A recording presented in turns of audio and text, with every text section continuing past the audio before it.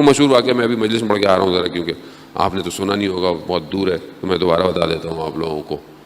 آیت اللہ خوئی کے والد محترم نجف سے نکلے بغداد جاتے ہوئے، رستے میں ایک شہر آیا ہلا۔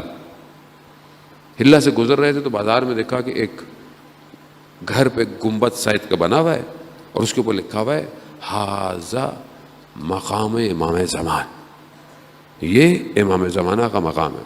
وہی تعجب کیا انہوں نے کہ یہ یہاں پہ امام زمان کا مقام کیسے؟ کہا تو لوگوں نے بتایا کہ یہ گھر جگہ جو تھی یہ ایک شخص تھا، اس کا نام تھا شیخ علی، اور وہ بہت زیادہ امام زمانہ کو یاد کرتا تھا، بہت گریا کرتا تھا، بہت مناجات کرتا تھا، امام کو خطاب کرتا تھا، مولا آپ کیوں نہیں آتے، کیوں نہیں آتے ہیں، آنکھیں ترس گئی ہیں مولا، میں تیار ہوں، میرا شہر چھوٹا سا ہلا شہر ہے، اس میں 1000 جوان ہیں جو تلوار چلانا جانتے ہیں، مولا آپ کو تو 313 چاہیے۔ بہت روتا، بہت گریا کرتا، اتنا زیادہ رویا ایک دن جو ہے وہ شہر سے باہر چلا گیا اور دشت کے اندر گریا کرتا رہا۔ دیکھا کہ ایک عربی لباس میں جوان آیا، کہا کہ شیخ کیا چاہتے ہو؟ کہا میں اپنے امام کا انتظار کر رہا ہوں۔ کہا ہم تمہارے امام ہیں۔ جب یہ سنا امام کے قدموں میں پڑ گیا، رونے لگا، گریا کرنے لگا، وہی ساری باتیں، مولا کیوں نہیں آتے، مولا آ جائے، مولا آپ کو 313 چاہیے، میرے شہر میں اچھے خاصے لوگ تیار ہیں، تلوار چلانا جانتے ہیں۔ امام فرماتے ہیں ہمیں 313 خالص چاہیے، خالص۔ کہا مولا ہمارے پاس بہت ہیں۔ کہا اچھا ٹھیک ہے، جاؤ فلانا جو کسائی ہے تمہارے محلے میں، اس کو 2 دمبوں کو اپنی چھت پہ جا کے باندھ دو، جمعرات کو سب کو بلا لو، میں جمعرات کو تشریف لاؤں گا۔ خوش چلا گیا، اس کا صاحب کے پاس چلا گیا، دیکھو امام نے ہمیں ڈیوٹی دی ہے تو 2 جانور لے کے چھت پہ باندھ دو پہلے سے اور آ جاؤ۔ سب آ گئے، دیکھا کہ نور آیا اور اس کی چھت پہ آ کر خاموش ہو گیا، سمجھ گئے کہ امام آ گئے ہیں۔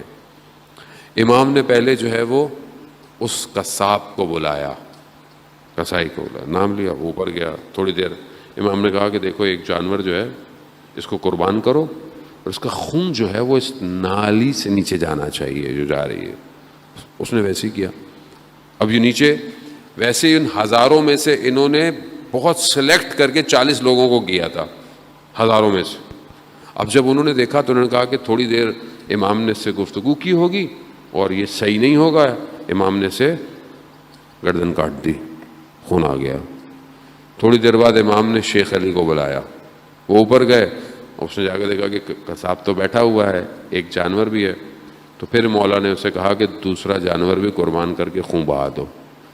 اب جب دوسرا بھی خون نیچے گیا، یہ جو نیچے 40 کہتے تھے کہ ہم خالص ہیں، کہنے لگے کہ یہ دونوں شخص جو اوپر گئے تھے یہ تو ہم میں سب سے بہترین تھے، اگر ان کا عمل ایسا ہے تو پھر ہمارا تو عمل اچھا نہیں ہے۔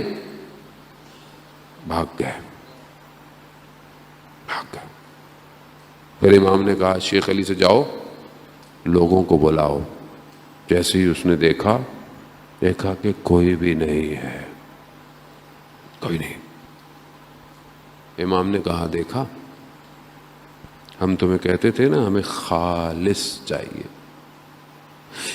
جسے یہ یقین ہو کہ اس کے عمل سے امام راضی نہیں ہیں، وہ کیسے امام کا ساتھ دے گا؟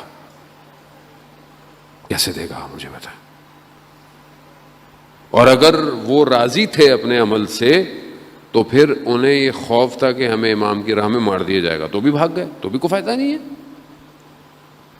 خوبی آسان نہیں ہے، جتنا معاملہ بڑھتا چلا جائے گا امتحان سخت ہوتا جائے گا۔